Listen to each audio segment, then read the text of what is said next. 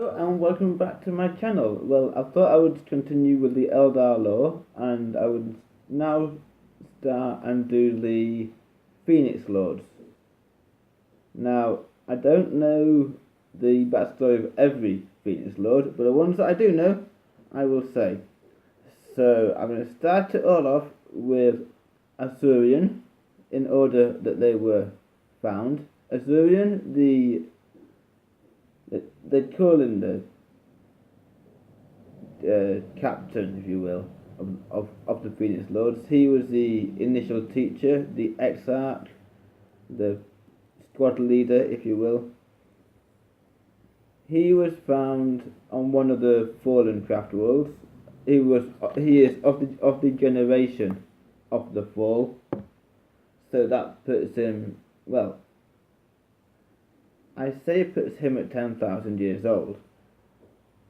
I don't know, a bit older now, it'd be more like 11,000 years old. Sheesh. But it's not a cast iron thing, because if he was to fall on the battlefield, one of the Dire Rangers, either an exarch or basic squad member, can then take up the armor and he's reborn, because that soul stone of the new Eldar fuses with all the other soul stones inside his suit, and that is how the Phoenix Lords live so long, because whenever one dies, one of their aspect, usually it's the exarchs, come in and wear the armor, and they then are then that avatar, if you will. So, as I say, Azurian is the first Phoenix Lord. He's got gauntleted, a pair of gauntlets, one gauntleted weapon, which is paired, so there's two weapons side by side, and they're shuriken catapults. And he wields a dire sword which has his brother's soul stone in it to power it. So yeah, it's actually his brother and he fighting, if you will. Then he recruited Janezar, the Storm of Silence. She was in the Dark Eldar fighting pits at the time of the fall, or soon after the fall, and he trained her to channel her anger in one way. Maudun Ra, the Dark Reaper Phoenix Lord, he was the third that they met, because Janezar turned round to Azim and said, "Train me," before she officially accepted the name Janezar. And then, Maudun Ra was the next one that they encountered, and then after that, I can't say for certain who was chosen when.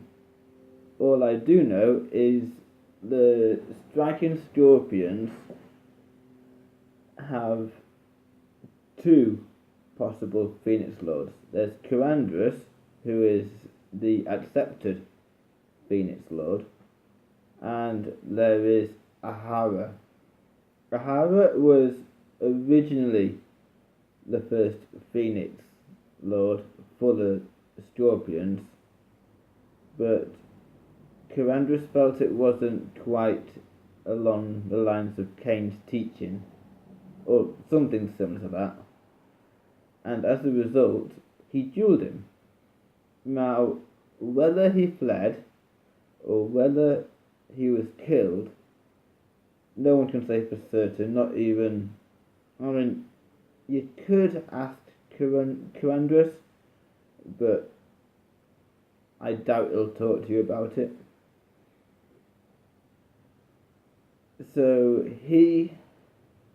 there's that controversy there, and then around the time of the fallen phoenix, and by that I mean Ahara, the incubi shrines in the Dark Eldar city, Kamora, were founded. So, who knows? Perhaps Ahara trained the incubi. It would make sense in some respects. Then there's Theoden, the Bright Lance. He has a massive two-handed, long-barreled fusion gun, which he tends to hold in one hand because he's a show-off.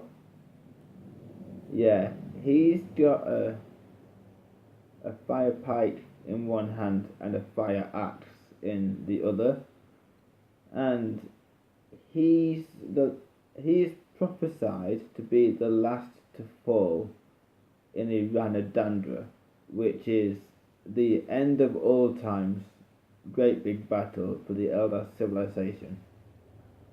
So he's prophesied to be the last one to fall. So yeah, he's going to be around for a long time. Then there's Baharoth, the Cry of the Wind. He and his aspect, the swooping hawks, love to jump around, and Baharoth has some combat experience and has a decent sword to use in combat, but much like the rest of his aspects, he prefers to fight from a distance. I say from a distance. The hawks, in my eyes, embody the idea and plans of land in one place, shoot them with bolts of light because they all use laser fire, shoot them with varying strengths of laser beams, and then by the time they turn around and start running towards you, disappear. And by disappear, they jump straight up into the air, fly around on anti-gravity motors built into their winged jetpacks, and then they land elsewhere on the battlefield and repeat. Oh, and while they're flying around, they can also drop grenades. So when they go to land, they would all pop one or two grenades from their grenade dispensers on their belts in the same area, and then they can hit effectively two different units. Although ideally you would hit the same unit twice just to really ruin their day and then move on to the next target. So that's Theoden and Baharoth. Jane Sar, I said, was found in the fighting pits, and if you annoy her and she starts screaming, you won't be able to move anywhere, because her scream paralyzes men. Literally, her aspect, the Howling Banshees, are not designed, I say designed, they're not there to give you a hug and make you feel better. They scream their heads off at you, and then while they're still screaming their heads off, they swing their swords, fire their pistols, and lo and behold, they're still all alive and all your mates are dead. in the simplest terms. Who else is there? Who I missed out? Azraman, Janesar, Theoden, Baharoth.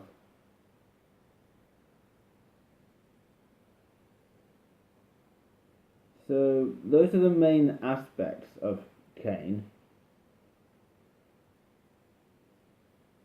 And then there's the second tier Phoenix Lords, like Illyris, who is the Phoenix Lord for the Shadow Spectres. And because they're a not well known aspect, they're not, as I say, they're just not a well known aspect, really. The Shadow Spectres, they're absolutely deadly though. They have jetpacks, they have holofields, and they carry a miniaturized fire prism cannon in their hands. And when I say miniaturized, this is a rifle that fires a slightly lower strength, but no less deadly beam, can be dispersed to be weaker still, but would hit more people in the blast radius. And when you've got 5 squad members all armed with the same gun, all shooting at you, you're not going to be thinking too much about the strength of the shot, because you get enough hits. That's just going to ruin anyone's day, quite frankly. I used the Shadow Spectres on the tabletop in 7th edition and 6th edition. Boy, were they nice. Because of the way that it's worded, you shoot. Let's say I was aiming at a tank, which is a pretty big target.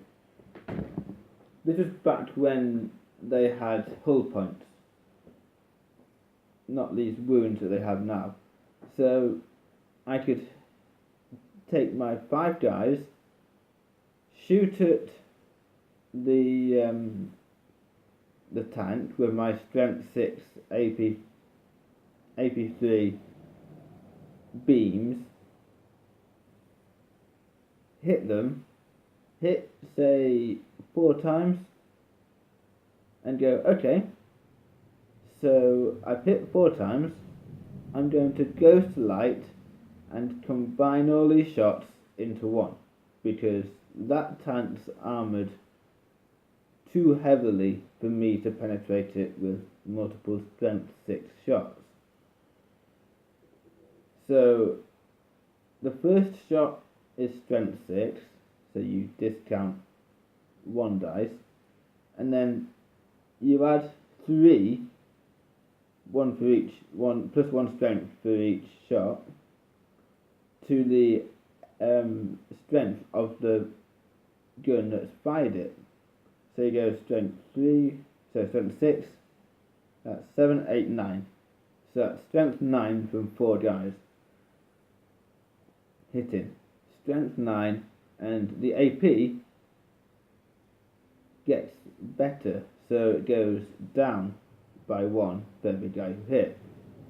But you can't have AP dash, because that's worse than AP1. So you go 3, 2, 1, okay, I'm down to AP1. So now you've got 1 shot that's hit, strength 9, AP1, and just to really make it worse for your opponent, you've got the Lance special rule, which meant that anything above armor value 12 is reduced to armor value 12. So then you say, right, I need a 3 plus, a 3 to glance, a 4, 5, 6 to penetrate. And if you got the really lucky shots where you hit with 5 guys, you've combined it into a single lance shot at strength 10 AP1, you then need, with that, you need a 2 up to hit. So let's say you roll a 5 for argument's sake. Okay, you've successfully penetrated the armour of that tank. And now you've got an AP1 gun shooting at it. So you add 2 to the damage table. So that means you need a 4+ to destroy the tank completely. Not just a knocked off gun, not just a immobilized tank because you've blown off a tread. This is actually chances to blow it up 110%. And then you roll another 5. Highly unlikely, but it does happen from time to time. And you go, okay, 5 becomes a 7 to this AP1. So yeah, your tank blows up. It doesn't matter the points value of the tank. If it's got special rules that means that explodes only takes D3 hull points because it's a bleeding Lord of War shadow sword or something similar, then you take off the relevant number of hull points. But if it was a Rhino, a Razorback, any common transport in the 41st millennium, and you shot at it with those Shadow Spectres, you blow up the tank, and then because you've got jump packs, they're fun jump packs, any tile player will tell you that, you can then move 2d6 inches in the assault phase. So you make sure that you've got some terrain to hide behind for the next turn, and you just jump back into cover, and you don't take any dangerous terrain tests. And then the next turn you jump out of cover, you blow up another target, and you jump back around the board. And even if you jumped into the open because you only rolled 2, for example, on your movement, because you've done a jump move in the assault phase, the Shadow Spectres had a 4-up holofield save. So they were a pretty nasty unit. And pretty nasty is a pretty big understatement. Yeah, they were a nasty unit because you could blow up a tank, jump away, and because the tank's been blown up, the unit inside takes, or would take tests for pinning and things like that. So basically what happened was you could kill the occupants of the vehicle by blowing it up. So the easier it got to blow up, the better. And if I really wanted to be mean to my opponent, I could take them in a formation called, I forget the name of the formation right now, but basically you had a choice of 3 different aspects, and then you could choose whether you wanted +1 ballistic skill or +1 weapon skill for those 3 aspects. And you chose the +1 benefit, and it affected each of the units. It didn't just affect one unit, so I couldn't have, say, scorpions with +1 weapon skill, and dire avengers with +1 to hit. So you had the +1 to hit for either everyone, or the +1 or the +1 to hit with shooting, sorry, for everyone, or +1 to hit in combat for everyone. So yeah, that made similar Eldar even nastier because they knew it on 2s. So always good fun when you're playing Eldar. I mean, I never took what we in the game community would call cheesy lists. I mean, yes, I played Eldar, so it all was cheese, but I tried to tone it down as much as possible.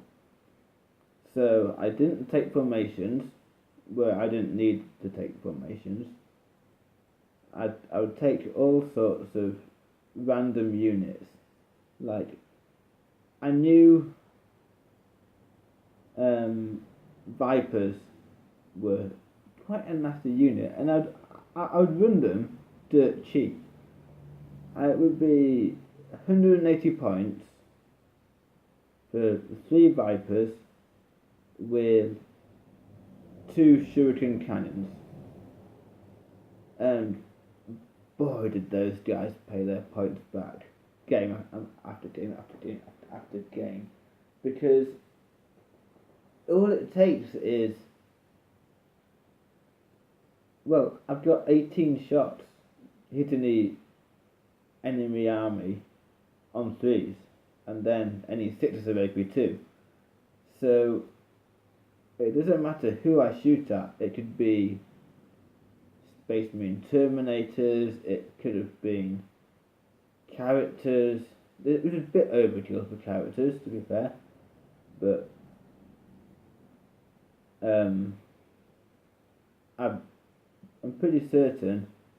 I know I used 2 poison boats in my Dark Eldar. That was nasty. But yeah, with 3 Vipers, I could pretty much shred a unit a turn, because I just hit with so many shots and then try and wound them with as many shots, because they're all strength 6.